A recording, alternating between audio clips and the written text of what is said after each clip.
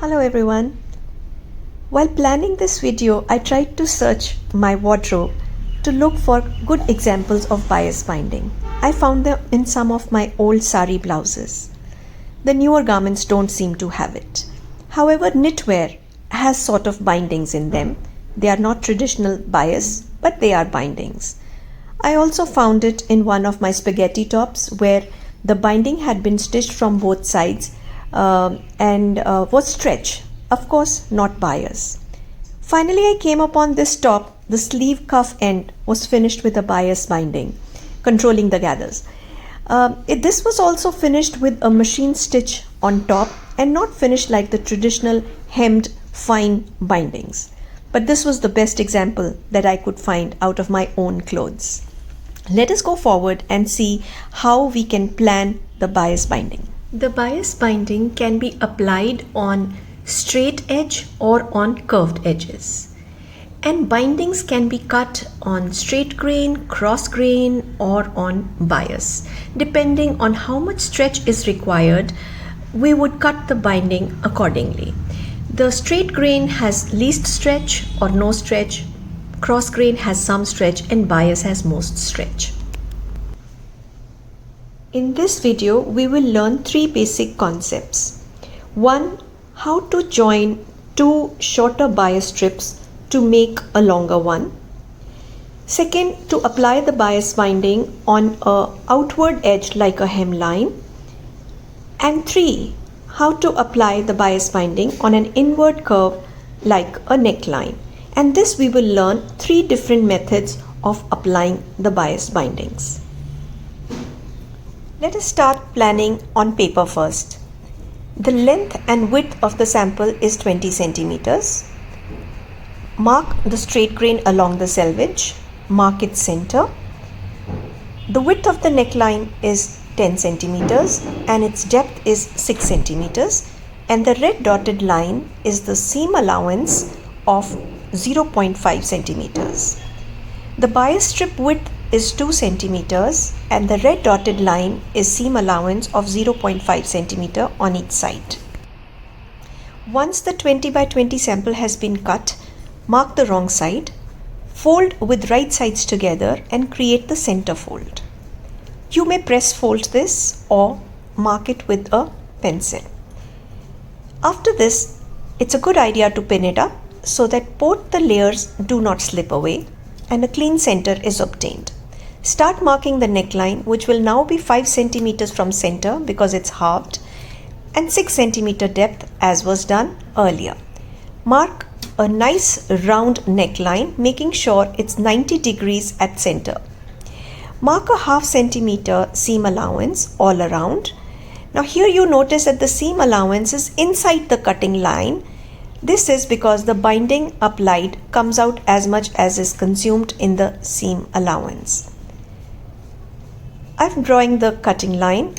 Cut along this line. Make sure you cut smoothly on this line and now transfer the sample onto a carbon paper to trace the neckline onto the other side as well. Once this is done, stay stitching needs to be done 1 millimeter inside the seam line to stabilize the neck shape so that when we work, it doesn't distort. To cut the bias strip, we need to take a square piece of fabric. I have taken 20 centimeters by 20 centimeter square and now fold it diagonally into half.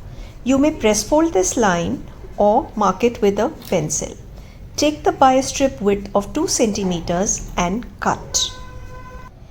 If the square size taken produces a shorter bias, then you may need to cut 2 bias strips so that we join them together and get the adequate size. Once these 2 strips are cut, seam allowance needs to be marked on both of them as was seen in the paper plan. Half centimeter on each side. The 2 bias strips need to be joined on their angular edges. So mark the seam allowance of half centimeter on each of them. Plan to join them. Don't mark the seam allowance without the plan.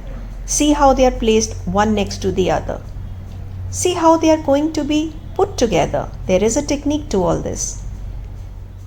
You match the seam line one to the other and not the corners. So make sure your seam line runs from one edge to the other in the corner that you see here. That's the way you will be able to get a regular size of the bias that you create. Machine stitch on the seam line very carefully. Now open the seam flat. You may do it with your nail pressing or use the iron to settle it. On each side of the seam, flattened seam, you will see that a little wedge appears which is going out of the cutting line. Trim this away on both the sides so that the bias is regular and does not have any seam allowance popping out of it.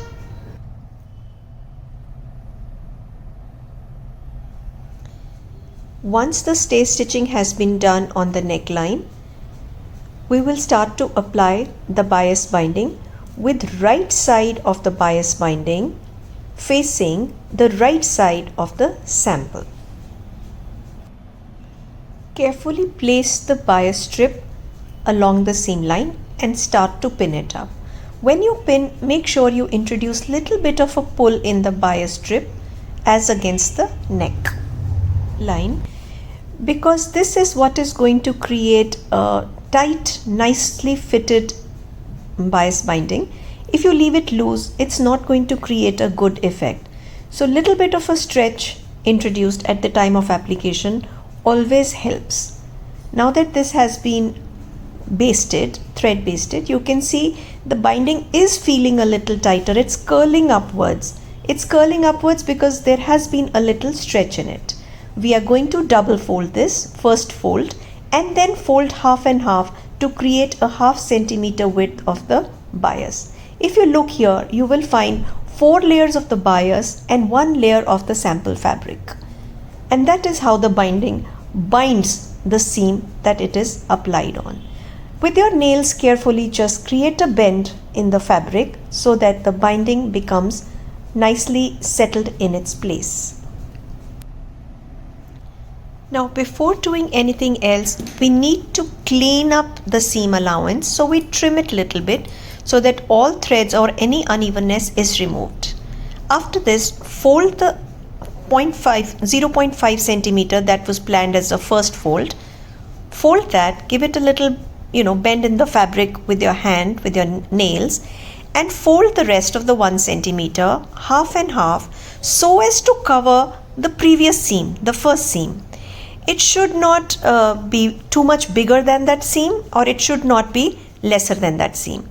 You may baste it, or if you're confident, directly hem it through the previous row of machining.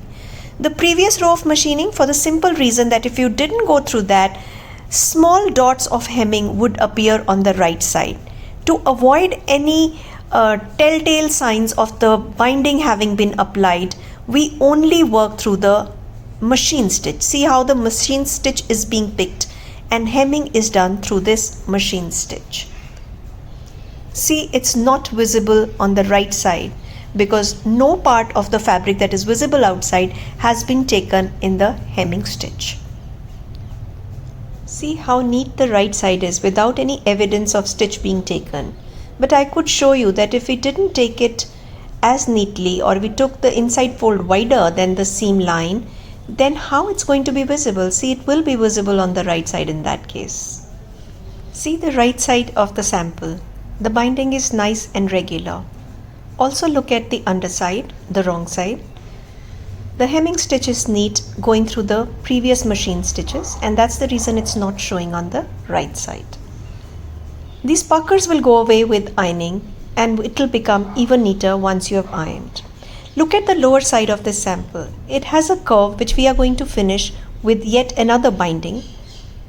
The curve is developed with 5 centimeters on the side and a smooth curve joining the center. Cut this curve. Mill-made binding is available in rolls and it could be bought as meterage in many different colors. Let us learn how we can create a regular tape like this by ourselves.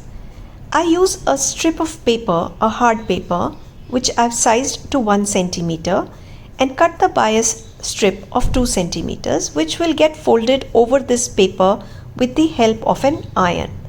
So iron one side, hold the paper stable, iron one side ½ centimeter onto this paper. Now do the same for the second side. Once this is done, you can pull the paper out and you will be able to get a regular tape which you can make into a bias binding. When you fold the binding to apply from the right side, the upper side should be a little less than the underside, which means that you could do the upper side as 4.5 mm and the bottom side as 5.5 mm. Look here, you can see the underside is slightly bigger than the upper side. This will make sure that when we seam it up one single row of machining from the right side, the underside will be well caught and will not slip away. Let us pin it up and see on the underside. Oh yes, it's done well. Now, in the earlier binding around the inward curve, we had tried to introduce stretch in it. But in this case, we should not stretch it, at least not too much. Give it a normal tension and apply the binding, making sure that the cut edge is totally covered till the fold of the binding. You may machine stitch it directly if you feel confident, but it would be a good idea to baste it first and make sure that the underside is caught at each step. Clip away any excess binding coming out. Check for regularity on the right side as well as on the wrong side to make sure every part of the binding is caught. Machine stitch from the right side and once again check on the wrong side. The third kind of application is the one in which the bias strip is cut 3 centimeters wide, folded into half, that is 1.5, and ironed in place. This is half a neckline for learning the third kind of application. The bias binding was folded in double and one side has a seam allowance marked on it. With the right side of the sample and right side of the bias binding, apply the bias binding on a previously stitched neckline. Give it a little tug, a little pull, so that when you fix it, it's going to get a nice, neat, even shape. Pin it up in place and you will see just now how I will be pulling it a little bit, just giving it a little bit of a stretch so that the binding at the end turns out neat and even. It's time for putting a machine stitch line here now. Once it's stitched, trim away any excess seam allowance or unevenness in the seam allowance and check that the binding is regular. Also see that when you fold it, the entire seam allowance is well hidden under the binding. Once it's held properly in your hands, now you can baste it if you feel like doing a trial, or you could hem it up directly. Once again, see how carefully you have to do this work so as to cover the entire seam allowance, and now take a stitch through the previous machine stitch. You may hem it if you're confident enough, or baste it.